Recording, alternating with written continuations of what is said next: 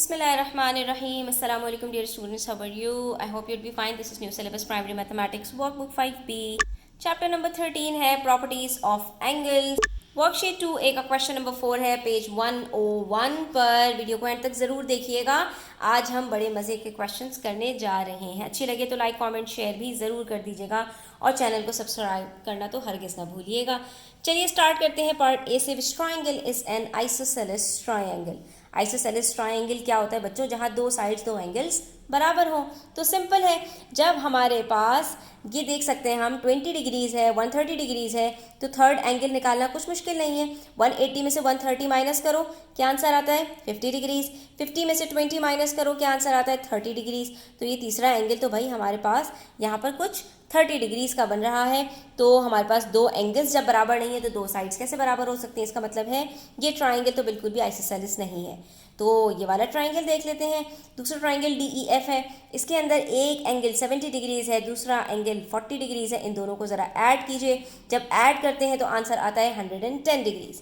और 180 में से जब आप 110 सब्ट्रैक्ट करते हैं तो सीधा सीधा 70 डिग्रीज आ जाता है. इसका मतलब है यहाँ पर हमारे पास दो 70 डिग्रीज हैं. दो एंगल जब सेम हो गए तो दो साइड्स भी ऑपोजिट जो होंगी वो सेम होंगी. इसका मतलब है triangle DEF is an isosceles triangle. ठीक है, कितना आसान सा क्वेश्चन था. अब आ जाओ पार्ट बी की तरफ. यहाँ पर हमसे कह रहे हैं which triangle is a right angled triangle. सीधी सी बात है बच्चों, एल बनना चाहिए, 90 डिग्रीज लाजमी आना चाहिए एक एंगल में, तभी आपका राइट एंगल्ड ट्राइंगल बनता है. अब यहाँ पर एक 40 डिग्रीज है, दूसरा 60 डिग्रीज है. 40 प्लस 60 100, तो बाकी क्या बचा? 80 डिग्रीज. 180 में से 100 सब्ट्रैक्ट किया तो क्या बचता है? सिर्फ 80 डिग्री. इसका मतलब है भाई ये तो राइट एंगल ट्राइंगल नहीं हो सकता.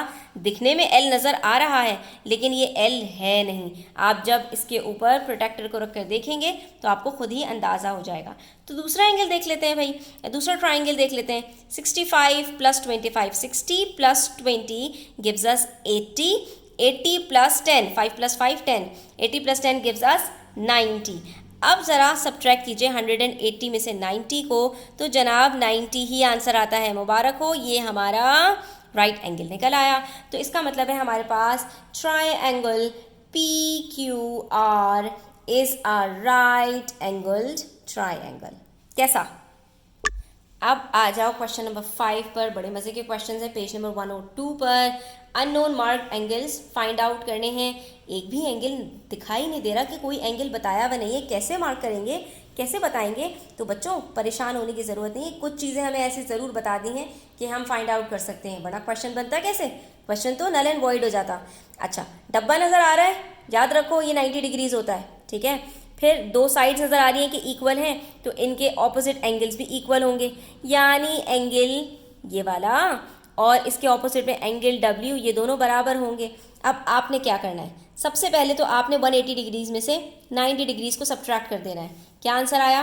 90 डिग्रीज. ठीक है, अब 90 डिग्रीज इन दोनों में इक्वली डिवाइड होगा, क्योंकि जब दोनों साइड्स इक्वल हैं तो दोनों एंगल्स भी इक्वल होंगे. इसका मतलब ये हुआ कि ये जो एक एंगल है ये आधा होगा 90 डिग्री के. तो हम ये कह सकते हैं ना, angle W is equals to 90 degree upon 2, यानी डिवाइडेड बाय 2.